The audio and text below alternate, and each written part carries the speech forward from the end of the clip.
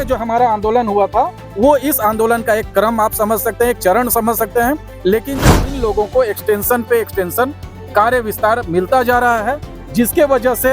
जो वर्तमान प्रशांत कुमार पांडे हैं, उनका कार्यकाल निश्चित हुआ था मात्र 6 महीने के लिए। तो दुरुस्त करने की बात कही है और राज्य को एक मजबूत राज्य के रूप में, मॉडल राज्य के रूप में स्थापित करने की बात हमने कही है। उसी की कड़ी में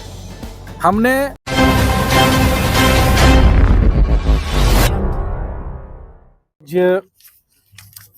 चाहे वो शिक्षा के क्षेत्र की बात करें, खनिजों की बात करें,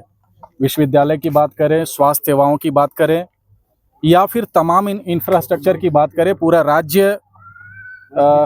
उपनिवेश बन के रह गया है। बाहरी तत्व हावी हैं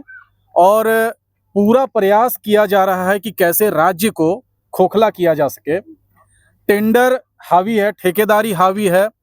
शिक्षा व्यवस्था चौपट हो चुकी है, स्वास्थ्य व्यवस्था चौपट हो चुकी है। और उसी के संदर्भ में जो हमारी सबसे प्रमुख रीढ़ की हड्डी कही जाती है किसी भी राज्य की व्यवस्था को चलाने के लिए, स्वास्थ्य व्यवस्था, उस पूरे स्वास्थ्य व्यवस्था में ठेकेदारी हावी है, कमीशन खोरी हावी है। और ऐसे लोग जो इस जो प्रमुख पद हैं स्वास्थ्य सेवाओं में, स्वास्थ्य विभाग में, उसके उप विभागों में, उन प्रमुख पदों पे बिल्कुल गैर जिम्मेदार लोग, असामाजिक लोग और जो उस पद पे बैठने की योग्यता भी वाजिब तरीके से नहीं रखते हैं, वो लोग इन सेवाओं का उपभोग सिर्फ और सिर्फ काले कमाई के लिए कर रहे हैं। ताजा तरीन जो मुद्दे जिस पर हम लोग आज जिला कमेटी के लोग, झारखंड लोकतांत्रिक क्रांतिकारी मोर्चा के केंद्रीय कमेटी के लोग और तमाम साथी समर्थक जो जुटे हुए हैं, ताजा तरीन जो मुद्दा है वो मुद्दा है कि राज्य में जो झारखंड राज्य फार्मेसी काउंसिल चल रहा है, साथ ही साथ जो डिप्लोमा परीक्षा समिति जो चल रही है, जो फार्मेसी के एग्जाम को कंडक्ट करता है, ये दोनों घटक अलग अलग हैं, ये दोनों अलग अलग ऑर्गेनाइजेशन हैं। लेकिन राज्य की व्यवस्था या कुव्यवस्था का आलम देखिए कि ये दोनों ऑर्गेनाइजेशन को एक दो लोग ही मिलके चला रहे हैं और पूरा बंदरबाट किया जा रहा है, पूरा लूट मचाया जा रहा है। वर्तमान जो निदेशक पद पे हैं, जो निबंधक सह सचिव पद पे हैं, प्रशांत कुमार पांडे जी और विमलेश कुमार दुबे जी जैसे लोग मिलके पूरे ऑर्गेनाइजेशन को खोखला कर रहे हैं। इनका जो निर्वाचित होने का कार्यकाल है वो कब का समाप्त हो चुका है। जो काउंसिल है उसके मेंबर के जो चुनाव किए गए थे वोटिंग के द्वारा, वो उनका कार्यकाल कब का खत्म हो चुका है। लेकिन पूर्व के स्वास्थ्य मंत्री, वर्तमान के स्वास्थ्य मंत्री और राज्य में जो प्रमुख सरकार के महत्वपूर्ण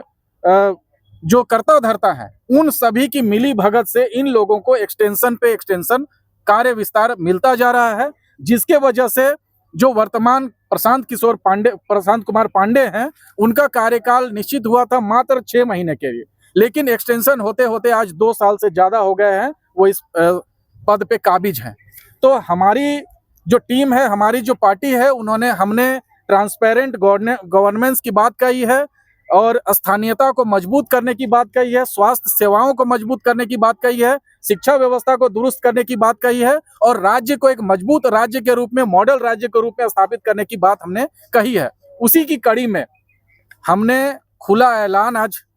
किया है और कर रहे हैं कि आने वाले समय में 1-2 दिन के अंदर में जो तमाम स्तर पे भ्रष्टाचार झारखंड राज्य फार्मेसी काउंसिल में चल रहा है,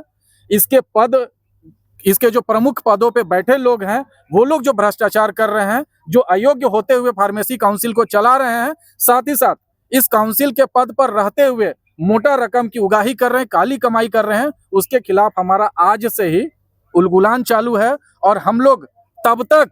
अपना आंदोलन जारी रखेंगे जब तक वर्तमान जो निबंधक सह सचिव के पद पे बैठे हुए लोग हैं उनको हम लोग पद से हटाते नहीं हैं। उसके लिए हर स्तर पे हम लोग आंदोलन करने की आज घोषणा करने के लिए ये प्रेस कॉन्फ्रेंस कर रहे हैं। और आज का यह जो प्रेस कॉन्फ्रेंस है, ये झारखंड लोकतांत्रिक क्रांतिकारी मोर्चा की तरफ से उलगुलान के आह्वान का भी दिन है कि आज के बाद से तमाम प्रमुख ऑर्गेनाइजेशन जहां पे अयोग्य लोग बैठे हुए हैं, कमीशन खोर लोग बैठे हुए हैं, भ्रष्टाचार के अगुआ बैठे हुए हैं, उसके खिलाफ आज से हमारा खुला चुनौती है और खुला उलगुलान है कि हम लोग सभी पदों पे, चाहे वो विश्वविद्यालय में बैठे हुए लोग हैं, चाहे स्वास्थ्य विभाग में बैठे हुए हैं, चाहे सरकार के प्रमुख तमाम विभागों में बैठे हुए लोग हैं, उनके खिलाफ हम लोग अनवरत आंदोलन करेंगे और यहाँ के स्थानीय लोगों को उन प्रमुख पदों पे बिठाने का काम करेंगे, ताकि ये अपेक्षा किया जा सके कि वो राज्य हित में काम करेंगे, छात्र हित में काम करेंगे, मजदूर हित में काम करेंगे और यहाँ के आम आवाम के हित में काम करेंगे।